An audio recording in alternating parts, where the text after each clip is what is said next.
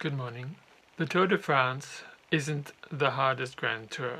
It's the best because of who turns up. The winner of the Giro and of the Vuelta isn't necessarily expected to win the Tour de France. Previous performance in the Tour de France is what counts.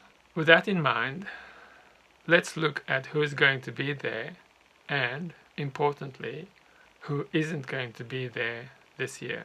Notable exceptions are Sam Bennett. He's suffering from a knee injury. His team manager, Patrick Lefevre, has said things which I won't repeat on this channel, but Sam Bennett is a notable exception. He won the green jersey last year and several sprints, so he'll be sorely missed. Other exceptions include Geoffrey Bouchard. He has won King of the Mountains at the Vuelta and at the Giro. Maybe he will be trying for the Tour next year. Other exceptions include Rowan Dennis and Filippo Ganna. They're probably training for the Olympics. Adam Yates, who's a fixture at the Tour de France. Elia Viviani, Romain Bardet and Thibaut Pinot. Notable inclusions include Mark Cavendish. Mark Cavendish is coming back from an infection of Epstein-Barr virus and has won some races this year. No one expects him to win, but if he does, there will be fireworks. Chris Froome made a top 50 at the Criterium du Dauphiné, and that is evidence of a dramatic increase in form.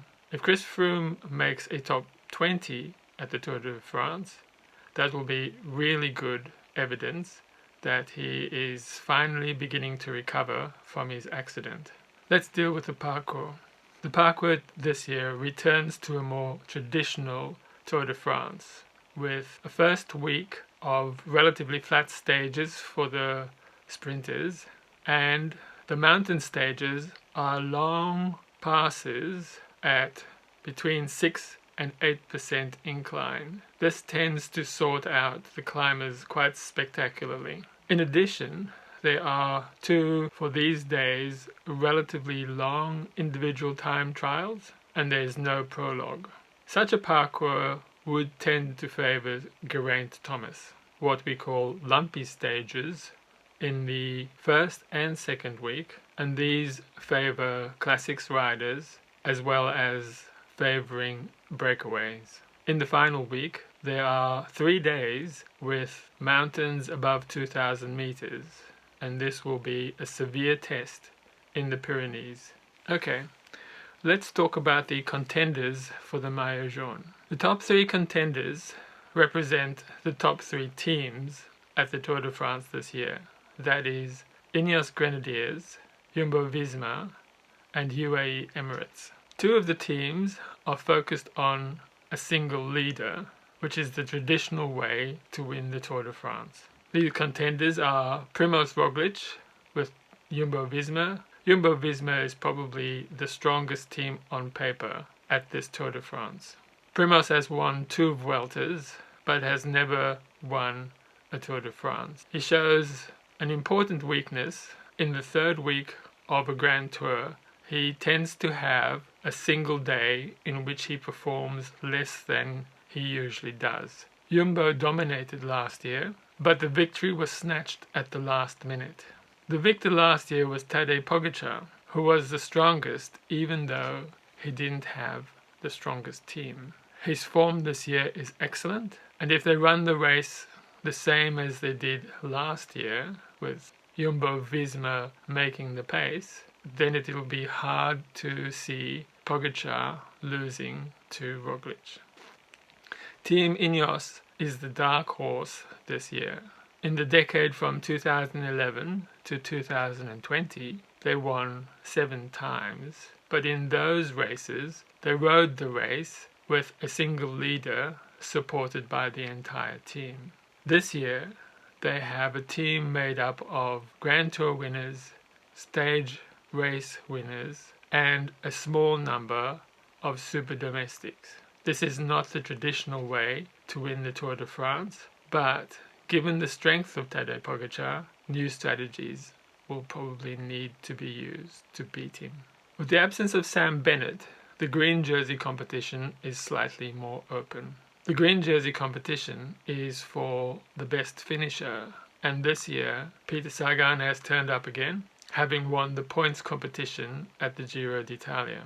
Another possible who has won the green jersey in the past is Michael Matthews. Arnaud Démare is another contender, and Wout van Aert and Mathieu van der Poel could be contenders if they were allowed to race for themselves. However, I think team discipline will require them to have other roles. The King of the Mountain is a more open competition this year because many of the favourites who have won or could win that jersey are not there.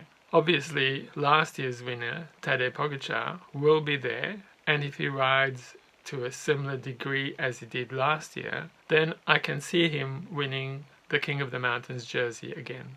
That brings us to potential stage winners. Julian Alaphilippe is a great rider for lumpy stages. Caleb Ewan won 2 stages at the Giro, and I expect him to win a similar number at the Tour de France. Wout van Aert, if he's let off the chain, may well win a stage, possibly even one of the individual time trials. Simon Yates will probably not be riding for GC at the Tour, and so he may well be let off the chain when it comes to some of the mountain stages. Stefan Kung could well win one of the individual time trials. Alejandro Valverde is also a great one for a lumpy stage. Tim Merlier, who showed excellent form at the Giro, may well win a stage. And last but by no means least, Mathieu van der Poel is in excellent form.